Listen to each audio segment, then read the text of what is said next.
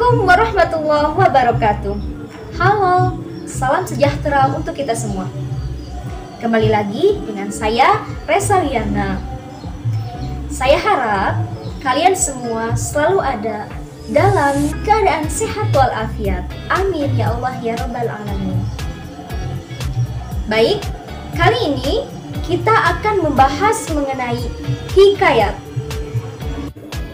Ada yang tahu hikayat itu apa? Biasanya kalau ditanya tentang hikayat, sering menjawab hikayat cinta bu. Nah, kenapa ya harus ada cintanya di belakang? Padahal hikayat itu tidak melulu tentang percintaan loh. Ya, mungkin saja kalian yang bucin, budak cinta. Jadi, hikayat itu ternyata merupakan salah satu cerita rakyat yang berkembang di Indonesia. Misalnya, kalian pernah mendengar cerita dari daerah Jawa Barat. Misalnya ada asal-usul terjadinya kota Bandung. Kemudian ada Tangkuban Perahu. Nah, lalu ada misalnya cerita Nyi Roro Kidul. Nah, itu merupakan salah satu dari cerita rakyat. Tetapi, kalau contoh hikayat, apakah kalian pernah mendengarnya? Tidak. Sebelumnya, kenapa sih kalian harus mempelajari hikayat? Yang pertama, hikayat itu merupakan salah satu warisan budaya nenek moyang kita. Jadi, sudah sepantasnya kita melestarikan warisan tersebut dengan tetap mempelajari hikayat. Yang kedua, di setiap cerita itu pasti terdapat amanat yang terkandung di dalamnya. Jadi, tidak ada salahnya untuk memperkaya jiwa kita dengan amanat-amanat yang ada di dalam cerita. Nah, sebelum mendalami lebih jauh mengenai hikayat, ada baiknya kalian simak contoh penggalang hikayat berikut ini.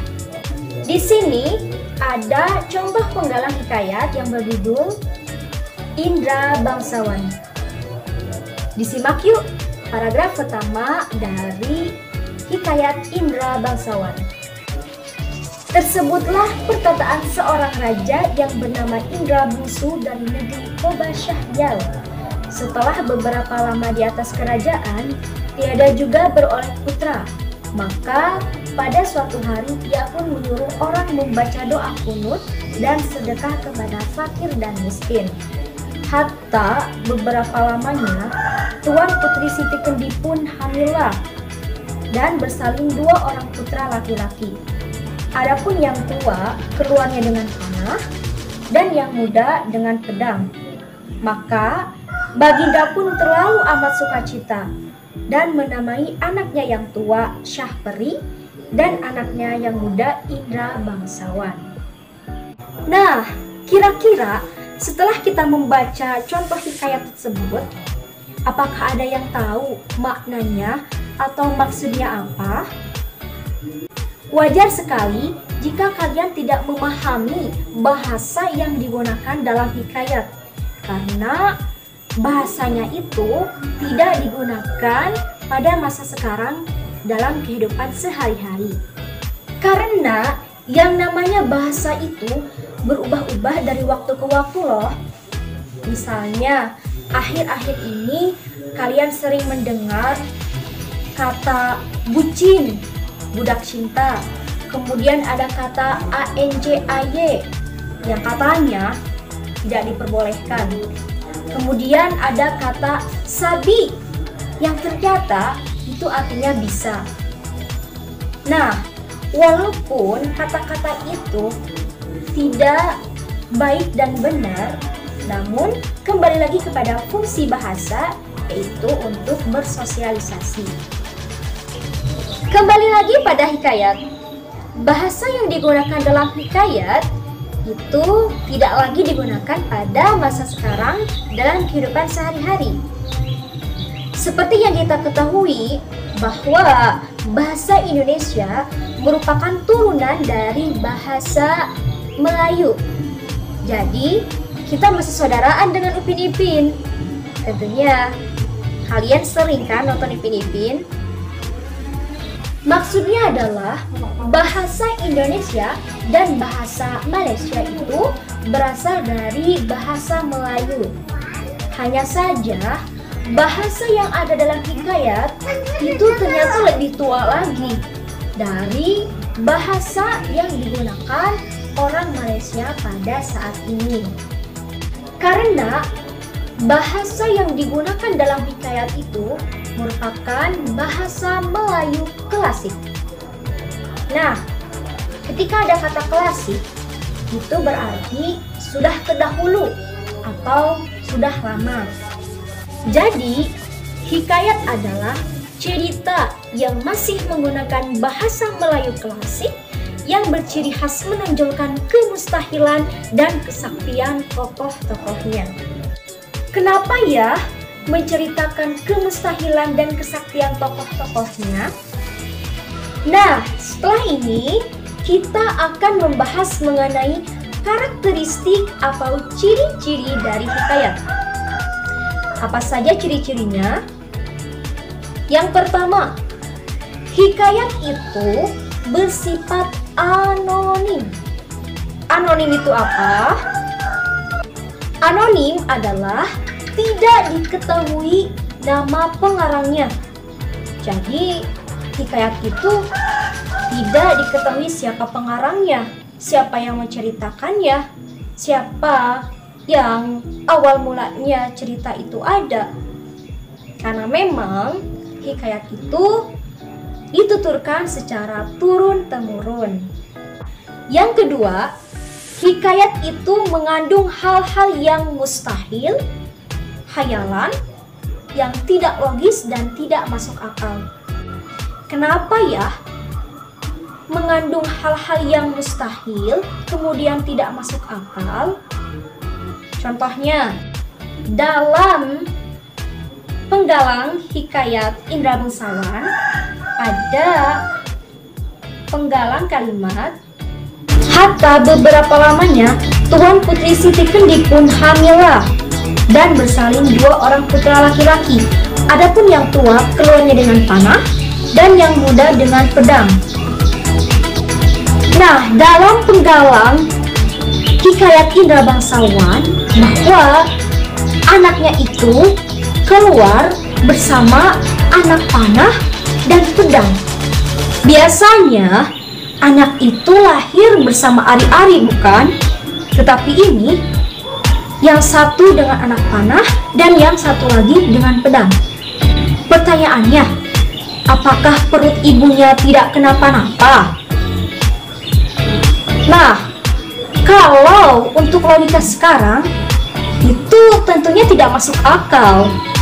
Berbeda dengan pada waktu itu, dengan keterbatasan pengetahuan nenek moyang kita, jadi hal-hal yang mustahil itu dapat diterima.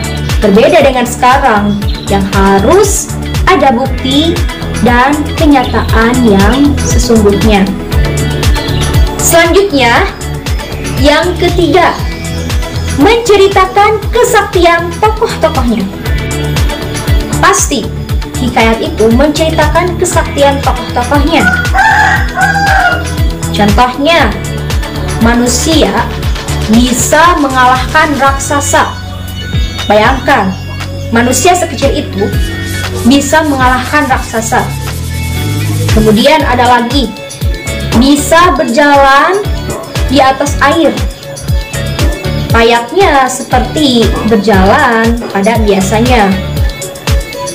Kemudian ada yang bisa terbang seperti di Angling Dharma. Kemudian Nenek Lampir. Itu memang mereka terbang layaknya mungkin seperti burung kayak itu. Tetapi itu merupakan kesaktian tokoh-tokoh yang ada dalam hikayat. Yang keempat, hikayat itu bersifat istana sentris. Di sana ada kata istana, sentris, sentral. Artinya, hikayat itu berpusat di kerajaan. Mungkin saja latar belakangnya memang di kerajaan atau di istana. Kemudian yang kelima, menggunakan banyak kata-kata arkais atau klise. Apa itu arkais atau klise? Yaitu kata-kata yang digunakan hanya sebagai tambahan. Artinya tidak memiliki makna secara khusus. Contohnya seperti ada kata al-kisah, syahdan, hatta, maka, dan sebagainya. Jadi, hikayat itu sering menggunakan kata-kata tambahan seperti itu. Nah, itu tadi mengenai pengertian hikayat dan karakteristik dari hikayat. Lalu, bagaimana ya mengetahui isi dari hikayat tersebut? Nah, jika kalian ingin mengetahui isi atau maksud dari cerita dalam hikayat, maka kalian jangan mentranslate seperti dari bahasa Indonesia ke bahasa Inggris atau dari bahasa Inggris ke bahasa Indonesia. Jangan diartikan kata per kata. Lalu bagaimana? Yaitu dengan mengambil intisari dari cerita. Baiklah, itu tadi pembahasan mengenai hikayat beserta karakteristiknya. Saya harap dengan pembahasan yang saya sampaikan, semoga menambah wawasan bagi kita semua di masa sekarang dan masa yang akan datang. Terima kasih atas segala perhatiannya dan mohon maaf dalam segala kekurangannya. Terima kasih. Wassalamualaikum warahmatullahi wabarakatuh.